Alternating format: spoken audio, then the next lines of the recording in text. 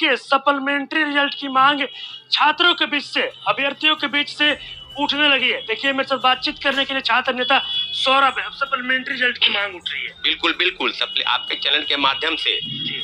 आज नहीं लगभग 2 महीने से सप्लीमेंट्री रिजल्ट की मांग कर रहे हैं। बीपीएससी द्वारा जो नोटिस गया था 3 जनवरी के पत्र पर, हम ही लोग उसी पत्र के हवाले से बिहार सरकार के तमाम बड़े नेता, पहले महागठबंधन में थे, आज एनडीए में है, बिहार में एनडीए की सरकार है, जो एनडीए के नेता थे सम्राट चौधरी और विजय सिन्हा और सुशील मोदी राज्यसभा सांसद, वो स्पष्ट बोलते थे कि पूरक परिणाम जारी होगा, इस पर निश्चित रूप से छात्र अभ्यर्थियों का हक है।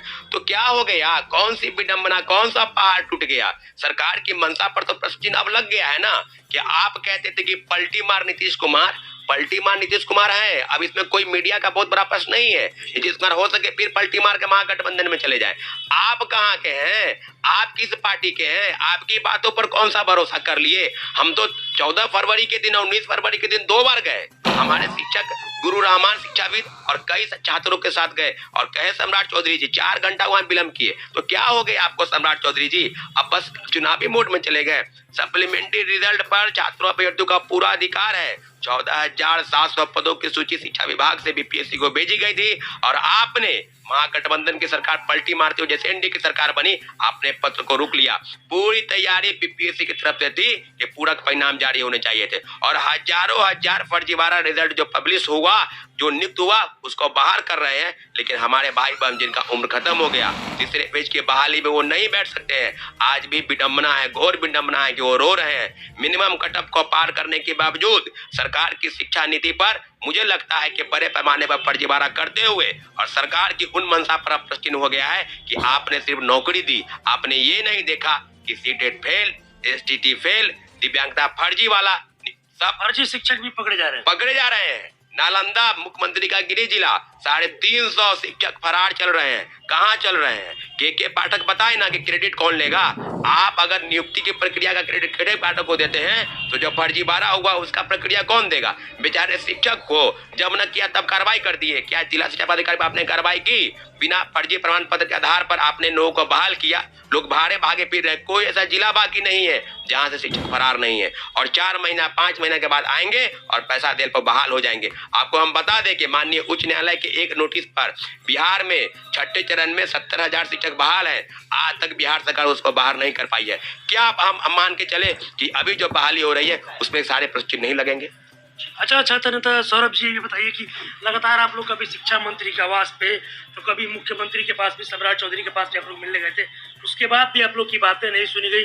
अब आप लोग कोर्ट जाने की बातें कर रहे हैं। बिल्कुल रोहित जी, आपको बता दें आपके चैनल के माध्यम से कि सरकार की मंशा पर अब हम लोग को बिल्कुल हाथ खड़े कर दिए। सरकार, हम समझ गए हैं कि सरकार क्या चाहती है। 40 से 40 एमपी तो आपको बना देंगे, बिल्कुल बनेगा, लेकिन वो किसकी एमपी होगी? आपके चैनल के सारे शिक्षक अभ्यर्थी नोटा पर बटन दबाने के लिए, नोटा पर बटन दबाइए। नोटा पर, इसलिए नोटा पर क्योंकि आपको पता है कि अब आपके बात पर कोई भरोसा नहीं करता है, चाहे सम्राट चौधरी हो चाहे सुशील कुमार मोदी हो। निश्चित रूप से आप जब सरकार में नहीं थे तो आप सड़क पर आए थे। आपको याद होगा कि पटना में सारे भाजपा के कार्यकर्ता, नेता, सांसद, विधायक। तो क्या हो गया? सरकार में बनती चुप्पी क्यों मार लिए? क्या मुख्यमंत्री से डर है? क्या के पाठक से आपको डर है? मुझे लगता है कि बिहार सरकार के सारे शिक्षा व्यवस्था जो चल रही है वो बिल्कुल इन लोगों का खटिया खड़ा हो गया है। सहारे जो है ना, किसी के सहारे चल रही है। सहारा कुछ नहीं है, फर्जीवाड़ा हुआ है, पैसे लेकर लोगों को बहाल किया गया है। जिला शिक्षा पदाधिकारी और डीपी और डीपीएम के स्तर पर जिस तरह की गड़बड़ियां हुई है, क्रेडिट लेने के होर पर जो लगा था कि हम ले लेंगे अतुल प्रसाद और कभी के पाठक, उसी का नतीजा है। आपके कहने का मतलब है कि सत्ता में आने के बाद ही सम्राट चौधरी हो या विजय सिन्हा हो या फिर सुशील मोदी हो, जो अभ्यर्थियों की बात थी उसको वो भूल गए। बिल्कुल ये सत्ता का एक नेचर होता है। जब सत्ता में आप नहीं होते हैं तो रोजगार के नाम पर, युवाओं के नाम पर, वोट के नाम पर किसान का बात करेंगे, नौकरी की बात करेंगे। जैसे ही आप सत्ता में चले जाते हैं आप चुप्पी साध लेते हैं, धृतराष्ट्र बन जाते हैं, कुछ पता ही नहीं है। सारा महाभारत रच गया। के पाठक इतना पावरफुल है कि नोटिस अगर जाएगा तो रोक लेगा। बिहार सरकार, मुख्यमंत्री जी का दिशा निर्देश हुआ इस मामले में, और जो पल्ला झाड़ लेते हैं कि शिक्षा विभाग जेडीयू के पास है, मुझे लगता है कि यही पल्ला झाड़ते झाड़ते ये लोग 17 साल तक बिहार में जेडीयू और बीजेपी की सरकार थी।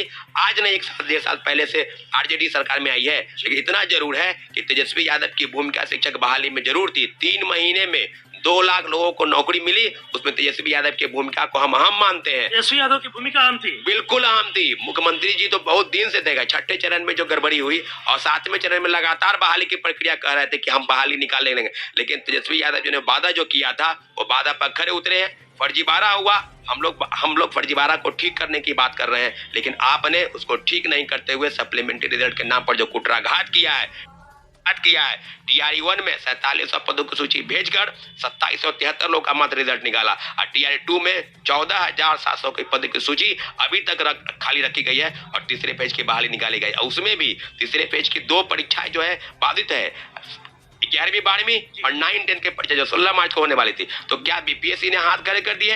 1 महीने से बीपीएससी चेयरमैन का पद रिक्त है, कोई अफसर अधिकारी बनने के लिए तैयार नहीं है और मुख्यमंत्री जी लंदन के दौरा छोटा बटन दबाने की आप लोग बात की। हम आपके चैनल के माध्यम से लाखों लाख शिक्षक अभ्यर्थी को आह्वान करते हैं, ये आम चुनाव लोकसभा में जो होने वाले हैं इसमें आप नोटा का बटन दबाइए, क्योंकि बिहार सरकार आपके साथ अन्याय की है, चाहे महागठबंधन की सरकार हो चाहे एनडीए की सरकार। रिजल्ट जारी नहीं हुआ तो आप अभ्यर्थियों से आह्वान करते हैं तमाम जो अभ्यर्थी है वो लोकसभा के चुनाव में नोटा बटन दबाएं। बिल्कुल आज भी हम मांग कर रहे हैं कि तीसरे पेज की बहाली के पहले जो प्रक्रिया है उसमें सप्लीमेंट्री रिजल्ट के नाम पर आप अगर कहे हैं तो रिजल्ट आप दिलवा दीजिए, नोटा बटन दबाएंगे। अगर नहीं आप दिलवाए तो नोटा बटन दबाने के लिए सारे शिक्षक अभ्यर्थी जो है वो तैयार बैठे, उनको पता है कि सरकार क्या कर रही है, सम्राट चौधरी हो चाहे विजय सिन्हा हो। मतलब किसी को वोट नहीं देंगे, किसी को नोट फॉर एवल।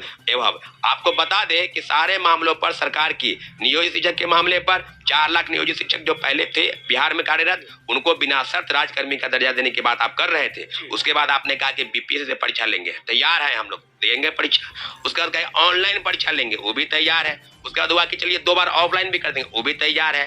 शर्त था कि अगर आप फेल कर जाएंगे तो राजकर्मी का दर्जा नहीं मिलेगा, आप नियोजित ही रखेंगे। लेकिन एक और काला कानून 5 सदस्यीय कमेटी की रिपोर्ट जिसके चेयरमैन के पाठक हैं, नियम बना कि फेल कर जाइएगा जो नौकरी में है उससे भी बाहर कर देंगे। ये काला कानून नहीं है तो क्या है? जो व्यक्ति 15 वर्ष 20 वर्ष बिहार के विद्यालय में अपनी सेवा दे रहा है और एकाएक आप नौकरी छीनने की बात कर रहे हैं। मुझे लगता है कि मुख्यमंत्री जी पता नहीं क्या सोचते हैं, लेकिन 4 लाख से जो की बहाली जो आपने की है उन्हीं के दम पर आप दूसरे पेज में यानी मतलब नियोजित शिक्षकों के लिए सरकार काला कानून लाई। बिल्कुल काला कानून ही है वो। नौकरी एक तरफ बड़े पैमाने पर आप दे रहे हैं, दूसरे तरफ नौकरी छीनने का प्रयास कर रहे हैं। एक तरफ जो नियोजित शिक्षक है उनका ये भी कहना है 2.5 लाख शिक्षकों ने परीक्षा दे दिया है। अभी बहुत सारे शिक्षक हैं जो बाकी, अब उनका मांग है कि दूसरे चरण का जो परीक्षा लिया जाए वो ऑफलाइन लिया जाए। इसको आप कैसे देखते हैं? देखिए, हम बेशक हम जानते हैं कि कंप्यूटर की पढ़ाई आज के दिनों में चलन में है।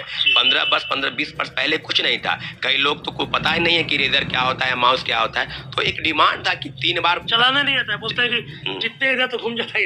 बिल्कुल वो जो माउस होता है वो कहाँ से कहाँ, तीर वाला जो बात है वो कहाँ से कहा जाए। तो जिस राज्य सरकार का कोई ठीक ठिकाना नहीं है कि आज महागठबंधन में कल पलटी मार के एनडीए में चले जाएंगे, तो क्या उनके कहने पर है मुख्यमंत्री जी क्या शिक्षक जो नियोजित शिक्षक है उनके साथ तो घोर अन्याय हुआ है। आज हमारे भाई बहन और जो 15 वर्ष 20 वर्ष से पढ़ा रहे हैं, हमारे सीनियर जितने भी हैं, उनके साथ किस तरह की बात है? उनके बच्चों किसी का बच्चा का शादी करना है कि नहीं का शादी हो चुका है, उनका परिवार कैसे चलेगा, इस बात पर ध्यान नहीं है। नौकरी छीनने की कवायद है, नौकरी देना है, नौकरी छीनना है, क्या करना है इन लोगों को तय खुद नहीं है और कंफ्यूजन में बीपीएससी और शिक्षा विभाग चल रही है। चलिए तब आप लोग कोर्ट भी जाइएगा। बिल्कुल, आपको बता दें कि टीआरई 2 के मामले पर सप्लीमेंट्री रिजल्ट सरकार नहीं देती है तो हम लोग कोर्ट जाने की तैयारी में है। तो दोस्तों, आपने सुना संदीप सौरभ सर ने क्या कुछ बातें बताई और उनका साफ तौर पर कहना है कि अगर टीआरई 2.0 में सप्लीमेंट्री रिजल्ट जारी नहीं किया जाता है तो आने वाले लोकसभा चुनाव में उन्होंने सभी शिक्षक अभ्यर्थियों से अपील की है कि सभी जो शिक्षक अभ्यर्थी हैं वे नोटा पर ही बटन दबाएंगे। तो फिलहाल इस वीडियो में इतना ही। आगे की अपडेट के लिए चैनल के माध्यम से जुड़े रहिए। धन्यवाद।